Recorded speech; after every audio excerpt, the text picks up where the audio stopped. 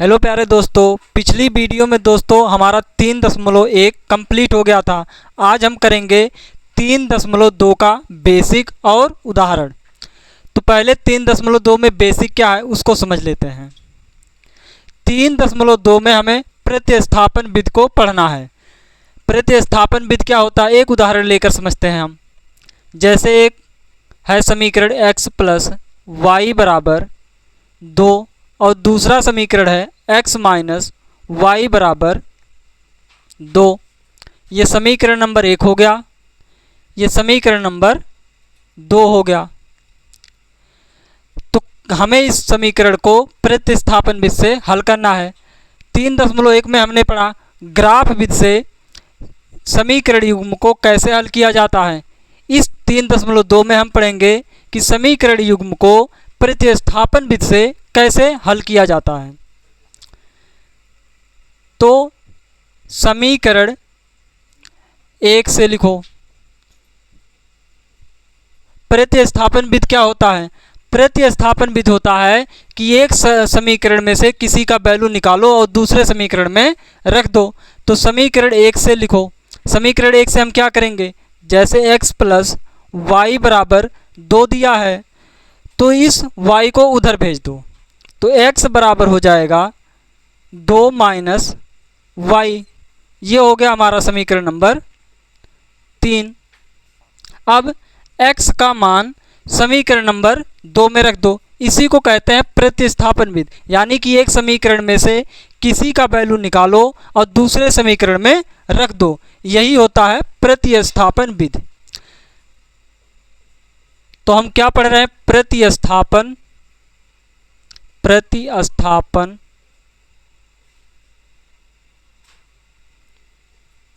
विधि। प्रतिस्थापन विधि से समीकरण युग्म कैसे सॉल्व किए जाते हैं? किसी एक समीकरण में से किसी का वैल्यू निकाल लो और उसे दूसरे समीकरण में रख दो। तो x का मान समीकरण नंबर 2 में रख दो। तो लिखेंगे समीकरण 2 में x का मान रखने पर समीकरण 2 क्या है? ये है। तो x माइनस वाई बराबर क्या है? 2। तो x का वैल्यू कितना है? 2 माइनस वाई। तो x के जगह पर 2 माइनस वाई रख दो। 2 माइनस वाई, ये माइनस का y है, बराबर 2। माइनस माइनस, यहाँ पर भी माइनस है, यहाँ पर माइनस है, तो माइनस का y कितना हो जाएगा? माइनस का 2y। यहाँ पर प्लस का 2 है, उधर भेज दो। तो ये हो जाएगा 2 माइनस 2।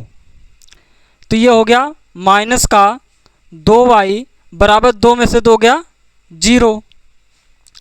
तो y बराबर क्या आ जाएगा? 0 बटे माइनस का 2।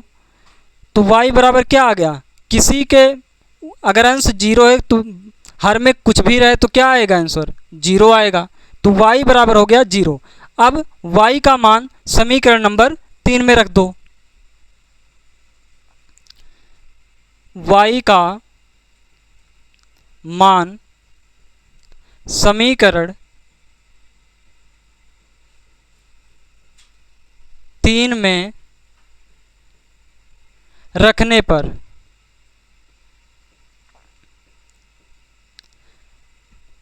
समीकरण 3 क्या है? x minus 2 minus Y.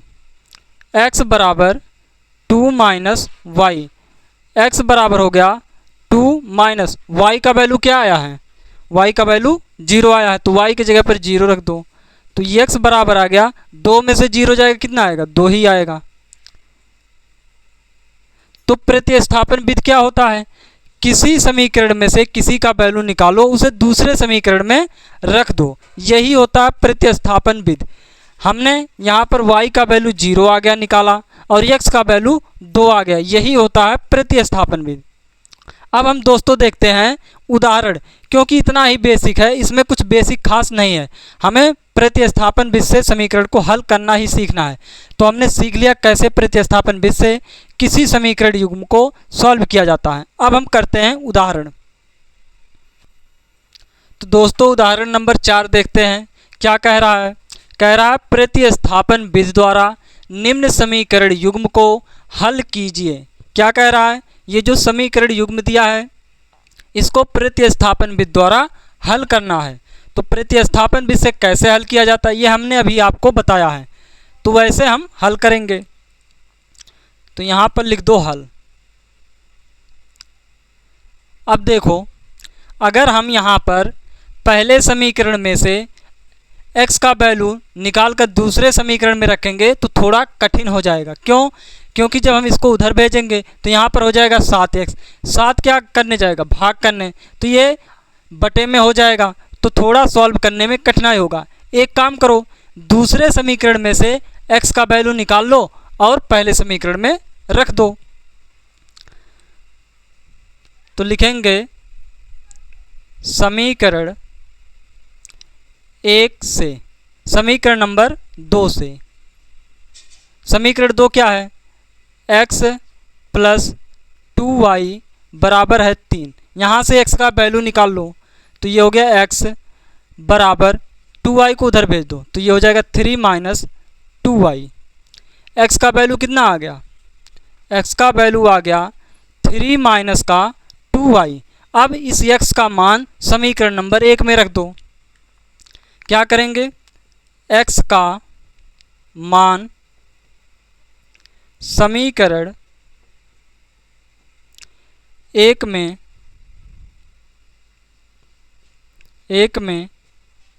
रखने पर, x का मान समीकरण 1 में रखने पर, समीकरण 1 क्या है? ये है, तो ये हो गया 7। x का वैल्यू कितना आया? 3 माइनस 2y, तो ये हो गया 3 माइनस 2y, कोष्टक बंद। फिर क्या है? माइनस का 15y, माइनस का 15y बराबर क्या है? 2। इसे सॉल्व करो, 7 तियाँ 21 और 7 दूना 14y माइनस का 15y बराबर हो गया 2। अब देखो यहाँ पर माइनस का 14y है, यहाँ पर माइनस का 15y है। माइनस का 14 और माइनस का 15 कितना हो जाएगा? माइनस का 29, तो ये हो गया माइनस का 29y। अब देखो यहाँ पर 21 प्लस का उधर जाएगा तो क्या हो जाएगा? माइनस का, तो ये हो गया 2 माइनस का 21, ये हो गया माइनस का 29y बराबर हो गया 21 में से 2 को घटा दो, क्योंकि माइनस का 21 है और प्लस का 2 है, तो माइनस के 21 में से 2 को घटाओ, कितना हो जाएगा? माइनस का 19। तो माइनस से माइनस कट गया, माइनस से माइनस कट गया। अब ये जो 29 है उधर चला जाएगा भाग करने, तो ये हो जाएगा y बराबर, यहाँ पर क्या कर रहा है? 29 गुणा कर रहा है, उधर जाकर क्या करेगा? भाग, तो 19 बटे क्या हो जाएगा? 29। तो ये हो गया y का वैल्यू। अब y का मान समीकरण नंबर 3 में रख दो, जिससे हमारा क्या निकल जाएगा? x का वैल्यू। तो लिखेंगे x का y का मान, क्या लिखेंगे? y का मान समीकरण 3 में रखने पर y का मान समीकरण नंबर 3 में रख दो। तो समीकरण 3 क्या है? x बराबर 3 minus 2y, 3 minus 2y, y का वैल्यू कितना आया है? 19 बटे 29। अब x बराबर हो गया 3 माइनस 2 का गुणा कर लो, 19 दूना कितना होता है? 38 बटे 29। अब बटे 1 करके एलसीएम ले लो, तो ये हो जाएगा x बराबर, एलसीएम हमारा कितना हो जाएगा? 29। 1 का भाग करोगे 29 में 29 बार जाएगा, 29 तियाँ कितना होगा? 3 सते 21, कितना हो जाएगा? 3 नवा 27, कितना हो गया? 3 नवा 27, हासिल 2 लगा, 3 दूना 6, 6 2 8, माइनस 29 एकन्नम 29 हो जाएगा, तो ये कितना हो गया? 38।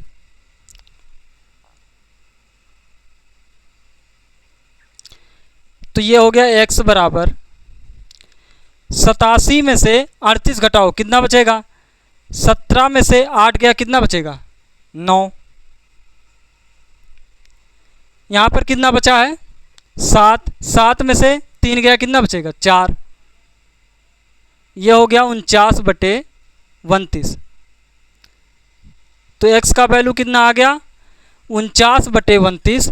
y का वैल्यू क्या आया? 19/32। तो हमने सॉल्व कैसे किया? हमने क्या किया, सबसे पहले हमने समीकरण 2 में से x का वैल्यू हमने निकाल लिया। जब x का वैल्यू आ गया तो x का मान हमने समीकरण नंबर 1 में रख दिया, इसको सॉल्व किया तो हमारा y का वैल्यू आ गया। फिर हमने क्या किया, y का मान समीकरण नंबर 3 में रख दिया। जब हमने समीकरण 3 में y का मान रखा तो x का वैल्यू निकल गया। अब देखते हैं अगला उदाहरण।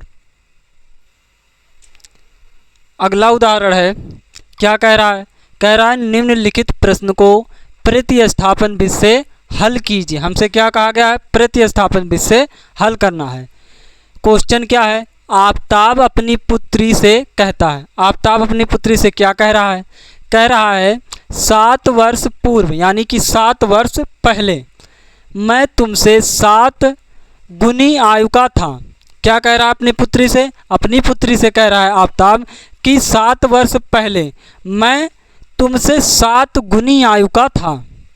अब से 3 वर्ष बाद क्या कह रहा है? और आगे, अब से 3 वर्ष बाद मैं तुमसे केवल 3 गुनी आयु का रह जाऊंगा।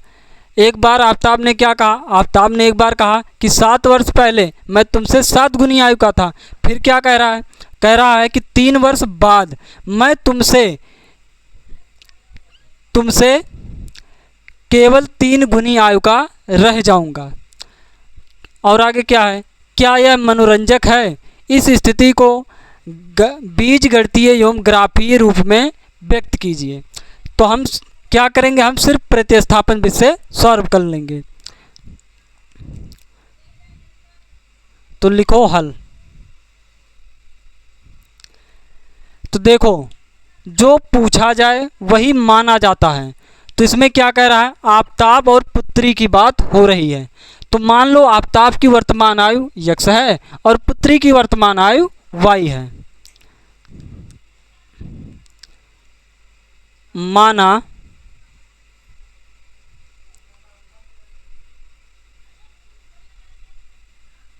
आफताब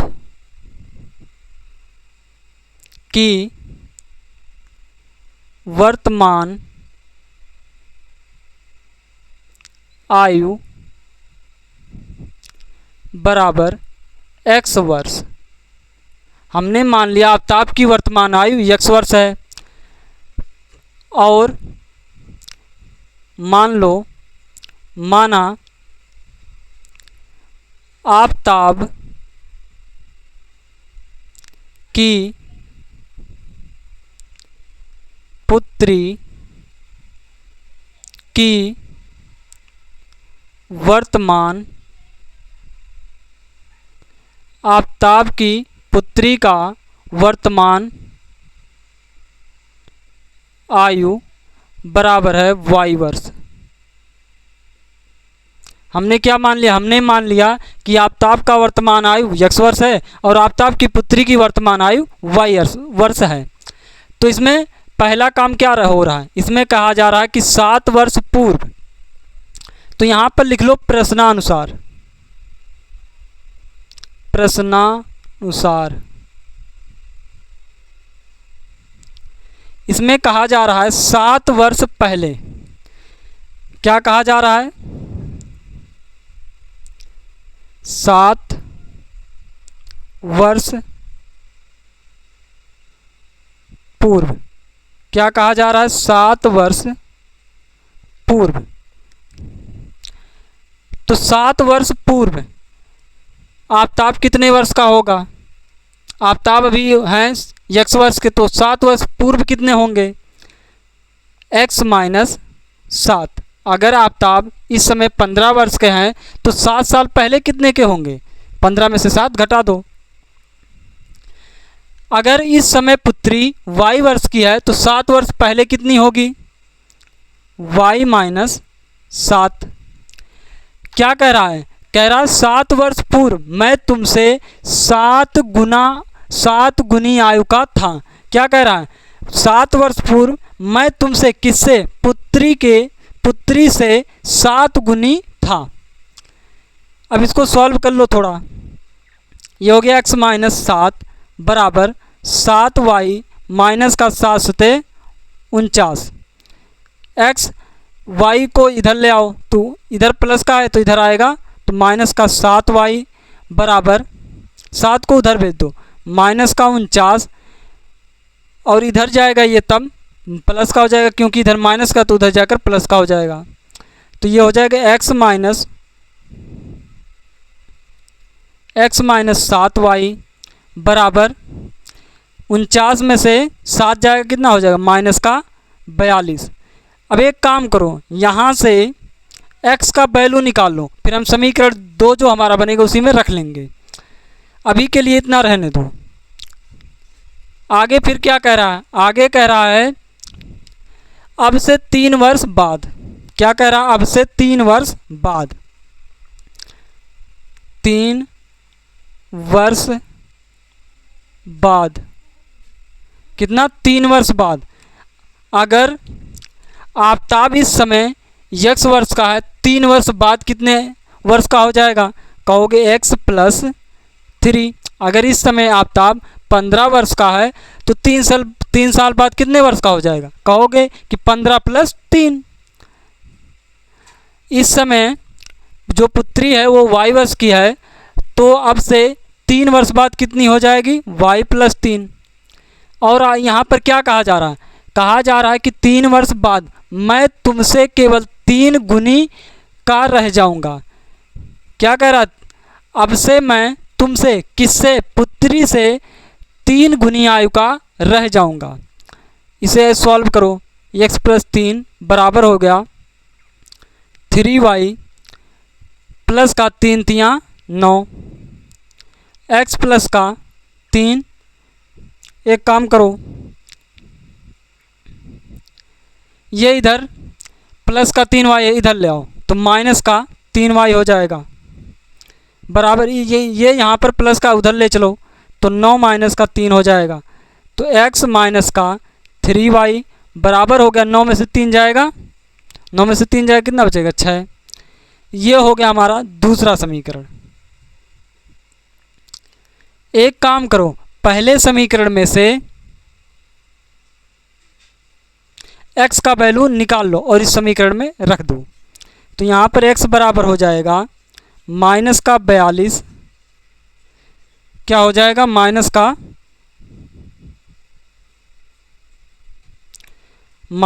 42। ये इधर माइनस का उधर जाकर क्या हो जाएगा? प्लस का 7y। x बराबर यहाँ पर इतना आ गया, तो यहाँ पर लिख दो x का मान समीकरण 2 में रखने पर। क्या लिखेंगे? x का मान समीकरण 2 में, x का मान समीकरण 2 में। तो x का वैल्यू कितना? इतना है, तो x की जगह पर रख दो। क्या? 42 प्लस का 7y माइनस का 3y बराबर 6। और सॉल्व करो। ये हो गया। इधर देखो, इधर माइनस का 42 है, उधर भेज दो, और 7y माइनस का 3y कितना हो जाएगा? 4y बराबर माइनस का 42 है, उधर भेज दो, क्या हो जाएगा? 6 प्लस का 42। ये हो गया 4y बराबर 42 और 6 कितना होगा? 48। y बराबर कितना आ जाएगा? 4 एकन्नम 4, 4 एकन्नम 4, 4 दूना 8, कितना आ गया? 12। यहाँ पर आ गया y बराबर 12। अब एक काम करो, y का मान समीकरण नंबर 3 में रख दो। y का मान समीकरण नंबर 3 में रख दो, तो लिखेंगे y का मान समीकरण 3 में y का मान समीकरण नंबर 3 में। तो समीकरण 3 ये है, तो ये हो गया x बराबर माइनस का 42 प्लस 7y। 7y का वैल्यू क्या आया है 12, ये हो गया 12। तो x बराबर हो गया माइनस का 42 प्लस का 12 सते 84। तो 84 में से 42 घटाओगे कितना बचेगा, 84 में से 42 घटाओगे तो कितना बचेगा 42। तो ये हो गया x का वैल्यू। अब देखो हमने x और y का वैल्यू कैसे निकाला। हमसे दिया गया था कि आफताब अपनी पुत्री से कह रहा है कि 7 वर्ष पूर्व, यानी कि 7 वर्ष पहले, तो 7 वर्ष पहले आफताब कितनी आयु का था x, तो 7 वर्ष पहले कितना होगा x माइनस 7। पुत्री भी 7 वर्ष पहले कितनी होगी y माइनस 7। फिर क्या कह रहा है 7 गुनी आयु का था।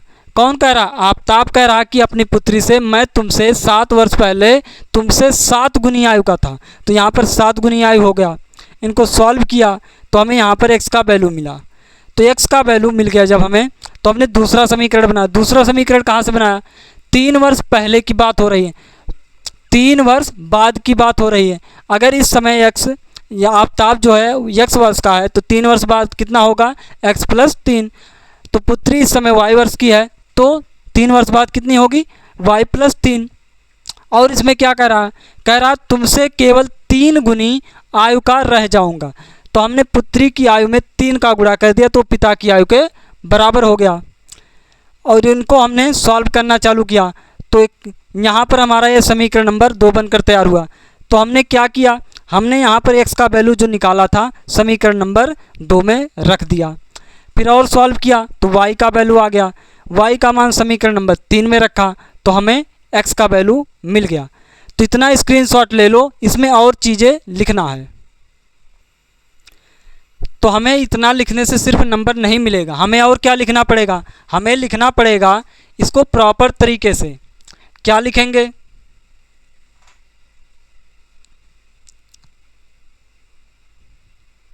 लिखेंगे अतः, इसके नीचे लिखना है, क्या लिखेंगे अतः आफताब की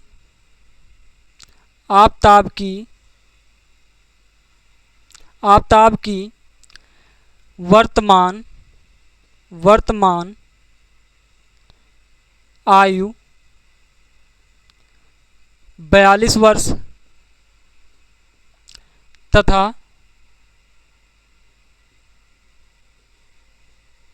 पुत्री की वर्तमान आयु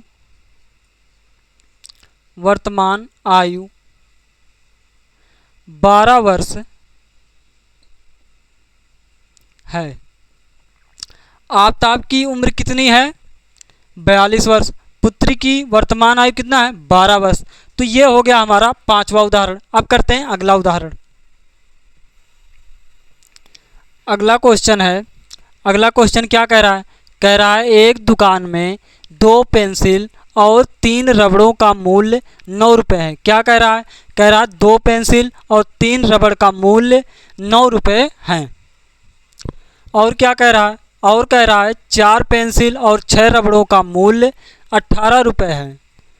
प्रत्येक पेंसिल और प्रत्येक रबड़ का मूल्य ज्ञात कीजिए। यानी कि हमसे पूछा जा रहा है कि एक पेंसिल और एक रबड़ खरीदने जाएंगे तब कितने कितने रुपए के मिलेंगे।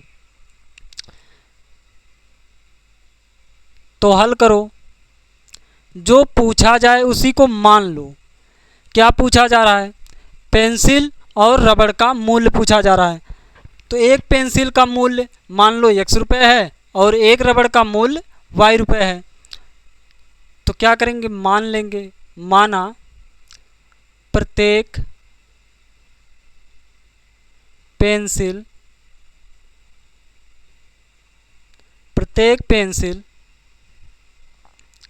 का मूल्य बराबर x रुपये। हमने क्या मान लिया, एक पेंसिल का मूल्य x रुपये है, माना प्रत्येक रबड़ का मूल्य बराबर y रुपये है। हमने क्या मान लिया, एक पेंसिल का मूल्य x रुपये मान लिया और एक रबड़ का मूल्य y रुपये मान लिया। अब लिख दो प्रश्नानुसार। प्रश्नानुसार क्या कहा जा रहा है, कहा जा रहा है कि 2 पेंसिल 3 रबड़ का मूल्य 9 रुपये है। क्या कहा जा रहा है, 2 पेंसिल, एक पेंसिल का मूल्य कितना रुपये है, x रुपये, तो 2 पेंसिल का मूल्य कितना हो जाएगा, 2x। और क्या कहा जा रहा है, कहा जा रहा है 3 रबड़ का मूल्य, एक रबड़ का मूल्य कितना है, y रुपये है, तो 3 रबड़ का मूल्य कितना हो जाएगा, 3y। अगर इन दोनों को हम जोड़ लेंगे तो हमें कितने रुपए लग रहे हैं, हमारे 9 रुपये। तो ये हो गया 9, ये हमारा बन गया समीकरण नंबर 1। आगे क्या कह रहा है, कह रहा है 4 पेंसिल और 6 रबड़, एक रबड़ का मूल्य x रुपये है, तो 4 पेंसिल का मूल्य कितना हो जाएगा, 4x, प्लस 6 रबड़ का मूल्य, एक रबड़ का मूल्य y रुपये है, तो 6 रबड़ का मूल्य कितना हो जाएगा, 6y, बराबर कितने रुपए लग रहे हैं, 18 रुपये। ये बन गया समीकरण नंबर 2। अब एक काम करो, समीकरण 1 से x का वैल्यू निकाल लो और समीकरण नंबर 2 में रख दो। लिखेंगे समीकरण 1 से क्या है, 2x प्लस का 3y बराबर है 9। ये हो गया 2x बराबर 9 माइनस 3y को इधर ले आओ, क्या हो जाएगा, माइनस का 3y। 2 यहाँ पर क्या कर रहा है, गुणा, उधर जाकर क्या करेगा, भाग। तो ये हो गया 9 माइनस 3y बटे 2। ये हो गया हमारा समीकरण नंबर 3। अब x का मान समीकरण नंबर 2 में रख दो। क्या करेंगे, x का मान समीकरण नंबर 2 में रख देंगे। x का मान समीकरण 2 में रखने पर, x का मान समीकरण नंबर 2 में रखने पर, समीकरण 2 क्या है, ये है, तो ये हो गया 4, x का वैल्यू कितना आया है, 9 माइनस 3y बटे 2, कितना है, 9 माइनस 3y बटे 2, प्लस का 6y, प्लस का 6y बराबर 18। अब देखो यहाँ पर 2 क्या कर रहा है, भाग, यहाँ पर 4 क्या कर रहा है, गुणा। एक काम करो, क्या काम करो, यहाँ पर 2 से 4 को काट दो, 2 एक अन्नम 2, 2 दूना 4, कितना आ गया 2, तो 2 का अब अंदर गुणा कर लो, 2 नवा 18 माइनस का 2 तियाँ 6y बराबर प्लस है, प्लस का 6y बराबर 18। ये हो गया, माइनस का 6y प्लस का 6y कट गए, कितना आ गया, 18 बराबर 18। यहाँ पर क्या आ गया, 18 बराबर 18। जब भी 18 बराबर 18, 2 बराबर 2, 3 बराबर 3, 4 बराबर 4, 4 बराबर 4 या 50 बराबर 50, ऐसी स्थिति जब बनने लगे, यानी कि ये सत्य बात है, 2 बराबर 2 के होता है, 3 बराबर 3 होता है, 4 बराबर 4 होता है, 50 बराबर 50 होता है। जब ऐसी स्थिति बनने लगे, यानी कि अगर किसी एक समीकरण में किसी का वैल्यू निकालकर दूसरे समीकरण में रखने के बाद कुछ ऐसा स्थिति बने कि 18 बराबर 18 या 2 बराबर 2 या 3 बराबर 3 या कुछ बराबर कुछ के मतलब रहे, ऐसे सेम सेम संख्या रहे, तो ऐसी स्थिति में क्या होता है, ऐसी स्थिति में यह पता चलता है कि हम यहाँ पर इस समीकरण में y का वैल्यू कुछ भी रख सकते हैं, हमें हमेशा आंसर मिलेगा। तो यहाँ पर लिखेंगे जो कि y के प्रत्येक मान, जो कि y के प्रत्येक मान के लिए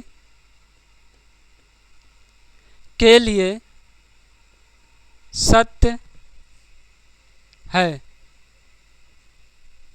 अतः इस समीकरण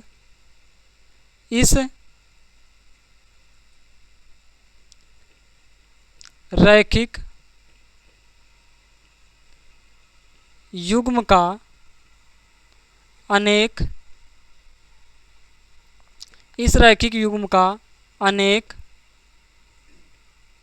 हल इस रैखिक युग्म के अनेक हल हैं। इस रैखिक युग्म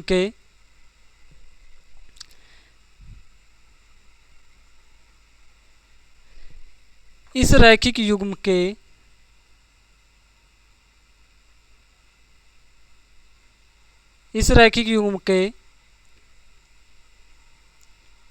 अनेक हल हैं। हमें क्या दिया गया था? हमें एक क्वेश्चन दिया गया था, हमने इससे समीकरण बनाया। जब समीकरण को हमने सॉल्व किया तो यहाँ पर क्या बन रहा? 18 बराबर 18, यानी कि समीकरण 1 में से x का वैल्यू निकाल लिया और समीकरण 2 में रखा। तो हमारा क्या बन गया यहाँ पर सॉल्व करने के बाद? 18 बराबर 18 या 2 बराबर 2 या 20 बराबर 20 या 10 बराबर 10। ऐसी जब स्थिति बनता है तो इससे ये पता चलता है कि y का मान या x का मान यहाँ पर कुछ भी रखा जाएगा, यहाँ पर जो y का मान कुछ भी रखा जाएगा हमें हमेशा आंसर मिलेगा। तो हमने क्या लिख दिया? जो कि y के प्रत्येक मान के लिए सत्य है, अतः इस रैखिक समीकरण युग्म के अनेक हल होंगे। तो अब देखते हैं अगला उदाहरण। अगला क्वेश्चन है, क्या कह रहा है? कह रहा है 2 रेल पटरियां समीकरणों इतने और इतने द्वारा निरूपित की गई हैं। क्या कहा जा रहा है? कहा जा रहा है कि 2 रेल की पटरियां हैं जिनको समीकरण इतने और समीकरण इतने द्वारा निरूपित किया गया है, और पूछा जा रहा है क्या रेल पटरियां एक दूसरे को काटेंगी। हमसे पूछा जा रहा है ये जो रेल की पटरियों का जो समीकरण दिया गया है क्या ये एक दूसरे को कभी काटेंगी। तो इसको हम पता करने के लिए प्रतिस्थापन विधि से भी लगा सकते हैं, लेकिन उससे एक आसान तरीका है। क्या आसान तरीका है? जो हम 3.1 में पढ़े हैं। 3.1 में क्या पढ़े हैं कि a1/a2 निकाल लो, b1/b2 निकाल लो, c1/c2 निकाल लो। वहाँ से हमें पता चल जाता था कि रेखाएं परिच्छेद करेंगी या समांतर होंगी या फिर संपाती होंगी। तो उसी कंसेप्ट का यहाँ पर इस्तेमाल कर लो। तो यहाँ पर लिखो हल। समीकरण 1 क्या दिया है? समीकरण 1 दिया है x + 2y - 4 बराबर 0। समीकरण 2 क्या दिया है?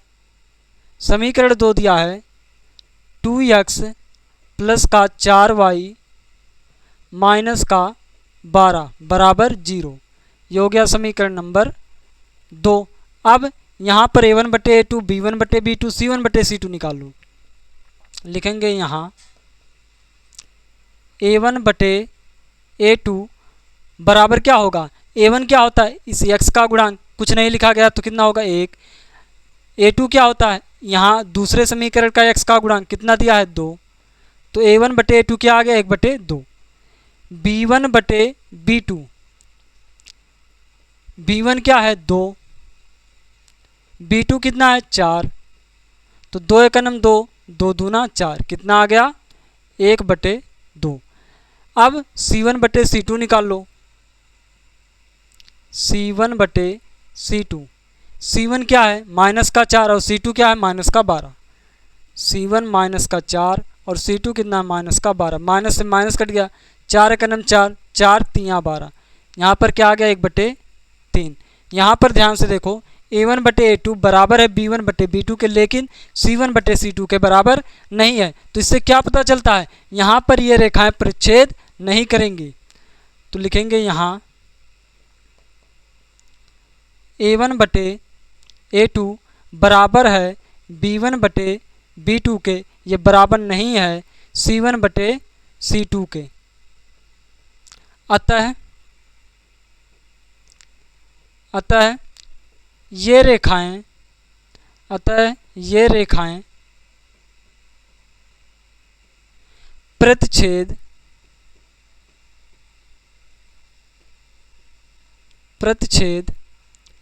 नहीं करेंगी।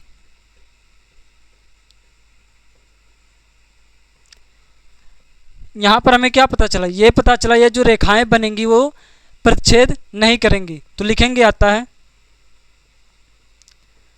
हमसे क्या पूछा गया? रेल की पटरियां पूछा गया। तो लिखेंगे अतः ये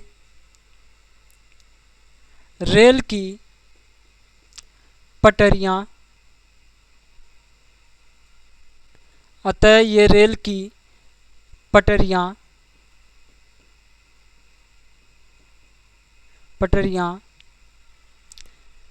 क्या पूछा जा रहा है? रेल की पटरियां एक दूसरे को काटेंगी। तो लिखेंगे अतः ये रेल की पटरियां एक दूसरे को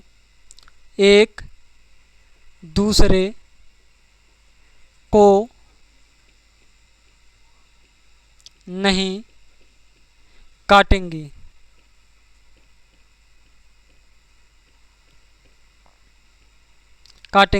हमने कैसे लगाया इसको? हमने देखा यहाँ पर ये दो समीकरण दिए गए थे, पूछा जा रहा था कि ये एक दूसरे को काटेंगी या नहीं। तो हमने पिछले चैप्टर का कॉन्सेप्ट यहाँ पर इस्तेमाल किया। पिछले चैप्टर का क्या था? 3.1 का कॉन्सेप्ट था कि कोई भी दो रेखाएं तब प्रतिच्छेदित करती हैं जब a1/a2 बराबर हो a1/a2 बराबर ना हो b1/b2 के। तो यहाँ पर हमने उसी कॉन्सेप्ट का इस्तेमाल किया। यहाँ पर a1/a2 बराबर हो गया b1/b2 के, लेकिन c1/c2 के बराबर नहीं हुआ। तो हमने क्या कहा? हमने कहा कि ये बराबर नहीं है, अतः ये रेखाएं प्रतिच्छेदित नहीं होंगी। अतः ये रेल की पटरियां एक दूसरे को काटेंगी नहीं। जब a1/a2 equal to not b1/b2 होता है तब रेखाएं प्रतिच्छेदित करती हैं। जब a1/a2 बराबर b1/b2 equal to not c1/c2 होता है तब रेखाएं क्या होती हैं? समांतर होती हैं। जब ये तीनों बराबर होते हैं तब रेखाएं समपाती होती हैं। तो दोस्तों आज इतना ही। अगर वीडियो अच्छा लगा हो तो लाइक, सब्सक्राइब, कमेंट जरूर करें। Thank you.